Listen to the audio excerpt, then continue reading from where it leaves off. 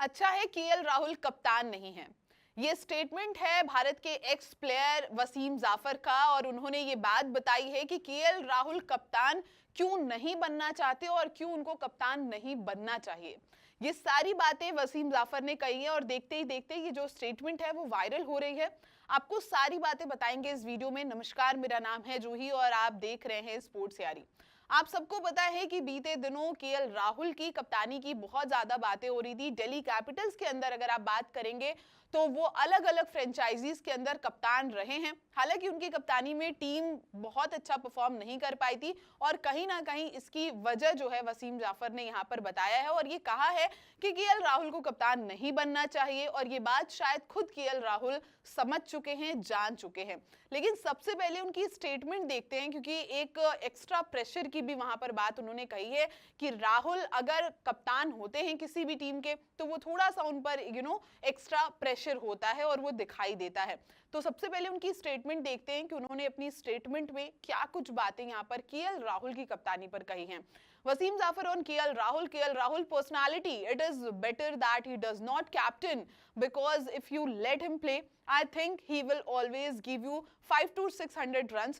He is a reliable player. He will win 2 or 3 games on his own, which he does every season. That's why I feel that with the kind of personality he has, captaincy put a little extra pressure on him.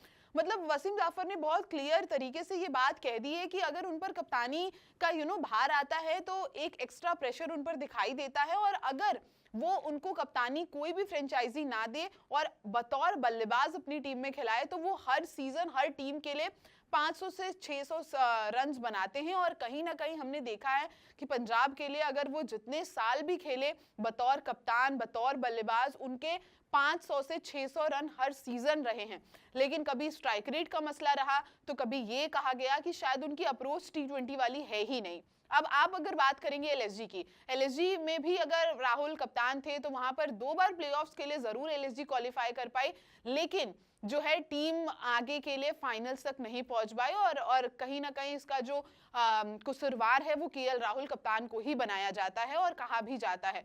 तो वसीम जाफर ने बड़े clear शब्दों में ये बात कही है और ये बात कहा है कि उन पर जो है कप्तानी एक एक्स्ट्रा प्रेशर जो है वो पुट करती है और अगर आप उनको बतौर बल्लेबाज अपनी टीम में खिलाएंगे तो वो आपको 2 से 3 मैचेस अकेले के दम पर निकाल कर भी दे देंगे। जहां पर इस सीजन भी हमने देखा कि दिल्ली कैपिटल्स 2025 में जिस तरीके की परफॉर्मेंस थी केएल राहुल की और इस सीजन साल 2026 में भी राहुल ने जिस तरीके से मैचेस खेले, कहीं ना कहीं टीम बहुत ज्यादा संतुलित दिख रही थी। और अब जब ये बात हो रही है कि अगला दिल्ली कैपिटल्स का कप्तान कौन बनेगा, क्योंकि अक्षर पटेल की कप्तानी पर भी बहुत ज्यादा सवाल हैं, तो कहीं ना कहीं वसीम जाफर ने ये बात क्लियर कर दी है कि अगर आप केएल राहुल को दिल्ली का कप्तान बनाएंगे तो जो रन्स आ रहे हैं वो भी आपको नहीं मिलेंगे, क्योंकि प्रेशर उन पर आता है कप्तानी जब वो करते हैं तो। क्योंकि एलएसजी के लिए हमने उनका सीजन देखा है कि काफी ज्यादा वहां पर उनको प्रॉब्लम हुई थी और रन्स नहीं बन पा रहे थे और इसी को देखते हुए जो है वो सारी चीजें हुई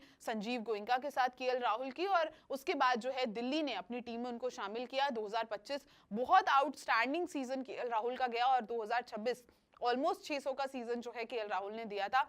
अब आपके अकॉर्डिंग क्या केएल राहुल यहाँ पर कैप्टनसी मटेरियल हैं? क्या केएल राहुल को दिल्ली का कप्तान बनना चाहिए 2027 आईपीएल के लिए? आप अपनी राय हमें कमेंट्स में जरूर बताएं और अगर आपको ये वीडियो पसंद आई हो तो वीडियो को लाइक करें, चैनल को सब्सक्राइब करना बिल्कुल ना भूलें और देखते रहें स्पोर्ट्स यारी। जय हिंद, जय भारत।